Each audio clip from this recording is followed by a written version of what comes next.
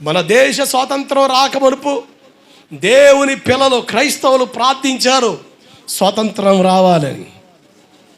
Bible చదివిన గాంధీ గారికి అర్థమైంది, అహింసావాదంతోనే, హింసతో కాదు, కత్తి పడితేనో తుపాకీ పడితేనో పరిష్కారం కాదు, అహింసవాదమే సమాధానపూర్వమైన ఆలోచనే. ఎందుకో తెలుసా, బైబిల్ ఒక మాట, సాత్వికులు ధన్యులు, వాళ్ళు భూమిని స్వతంత్రించుకుంటారు అన్న మాట గాంధీ గారికి అర్థమైంది. దేవుడికి స్తోత్రం కలుగునుగాక. ఏంటి సాత్వికులు ధన్యులు, వాళ్ళు ఏం చేస్తారు? ఏడుందన్నమాట, ఏడవ చోట ఉంటుందిలే, నీకు వందనాలు, ఎందుకు మమ్మల్ని ఏగుతావు, వదిలిపెడితే కొంపకపోతాంగా, ఇక లేచిన కాడు చదివే ఆలోచన తప్ప ఇంకోటి లేదా ఏంది? అసలు విను దేవుని వాక్యం. చూడండి, మత్తయి సువార్త 5వ అధ్యాయం 5వ వచనం. సాత్వికులు ధన్యులు, వారు భూలోకమును స్వాతంత్రించుకుంటారు. బైబిల్లో చాలా స్పష్టంగా సాత్వికులు ధన్యులు, ఈ మాట నచ్చింది. సాత్వికులు ధన్యులు, వారు భూలోకాన్ని స్వాతంత్రించుకుంటారు. ఆ మాట గాంధీ నిలబెట్టింది. అహింసావాదంలో ఉన్న గాంధీ గారికి మూలం దేవుని వాక్యం. దేవుని వాక్యం, దేవుని వాక్యాన్ని ఆధారం చేసుకొని నడిచాడు. హింసను చేపట్టాడు. హింస వల్ల ఉపయోగం లేదు, చచ్చిపోతున్నారు జనాలు, హత్యలు, గందరగోళం అవుతున్నాయి, కానీ స్వతంత్రం రావట్లేదు. ఇది ఎలా సాధ్యం? బైబిల్ చదివాడు. సాత్వికులు ధన్యులు. గాంధీ గారికి ఒక ఫ్రెండ్ ఉన్నాడు, క్రిస్టియన్ ఫ్రెండ్. అతనికి మెసేజ్ పెట్టాడు, సాత్వికులు అంటే ఎవరు అని.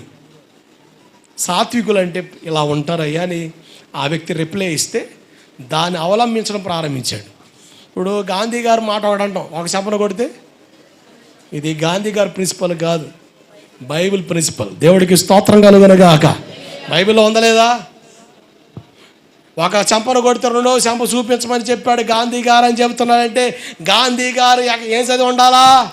స్పష్టంగా అదే మాట బైబిల్లో ఉందంటే గాంధీ తాత బైబిల్ చదివాడని అర్థం. దేవుడికి స్తోత్రం కలుగునుగాక.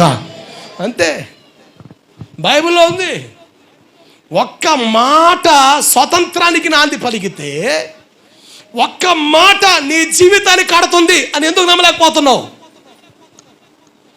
కొంత ప్రయాసపడ్డాడు, దాని అవలంబనలో తీసుకొచ్చాడు. దాన్ని అవలంబించిన మహాత్ముడు గాంధీ మహాత్ముడు దేశానికి స్వతంత్రాన్ని తీసుకురావడానికి కారకుడుగా మారాడు. అహింసవాదం ఎక్కడి నుంచి నేర్చుకున్నావు?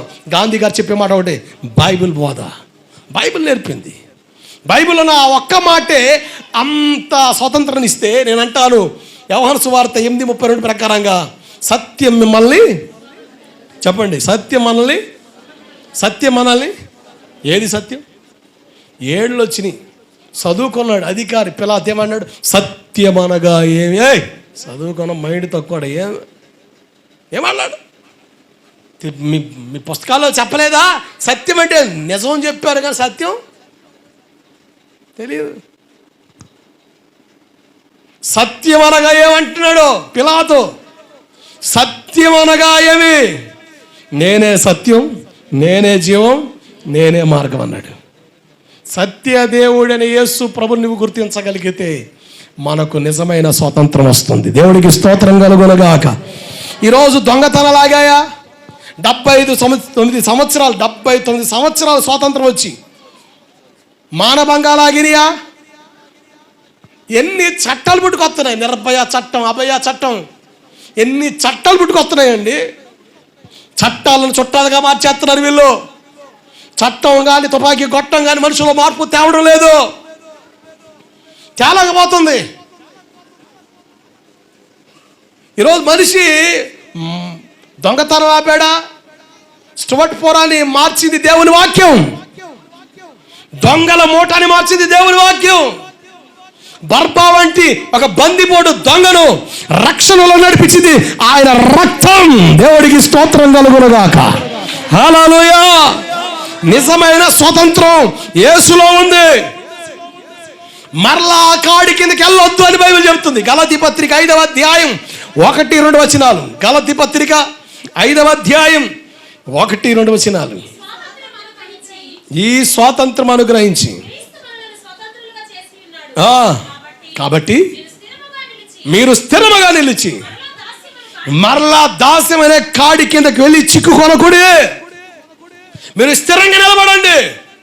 మొదట ప్రభువు నేను దర్శించినప్పుడు ఏ మనసు కలిగి దేవుని దగ్గరికి వచ్చావో, ఏ పొరపాటు నీలో లేదుగా, 6 నెలల దాకా, 1 సంవత్సరం 2 సంవత్సరాల దాకా ఏ లోపం నీలో లేదుగా, దేవుని కొరకు పరిశుద్ధంగా బ్రతికావుగా, బూతులు మానుకున్నావు కదా, అబద్ధాలు మానుకున్నావు కదా, అక్రమ సంబంధాలు మానుకున్నావు కదా, మరలా ఎందుకు మొదలు పెట్టావు?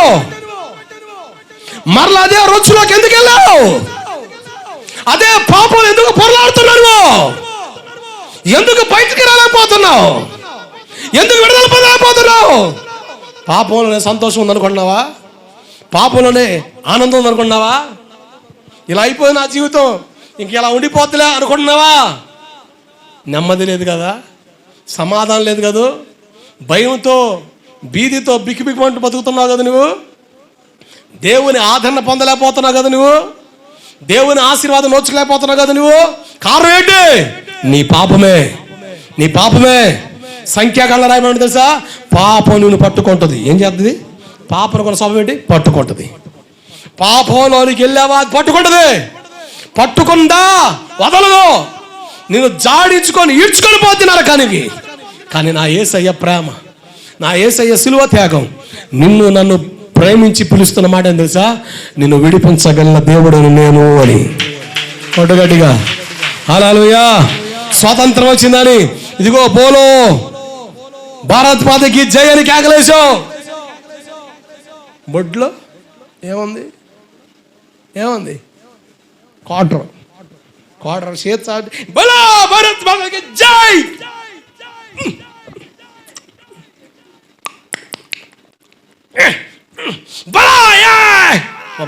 దరిద్రుడా,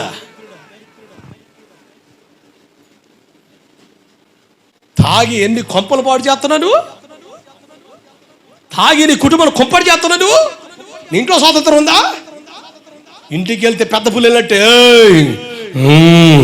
ఆమ్లెట్ ఎట్టు అయ్యా 10 రూపాయలు కూడా ఒళ్ళు విమానమాత మోగుద్ది. ఇక్కడ మొగుడు ఏడుంది స్వాతంత్ర కొంపలో?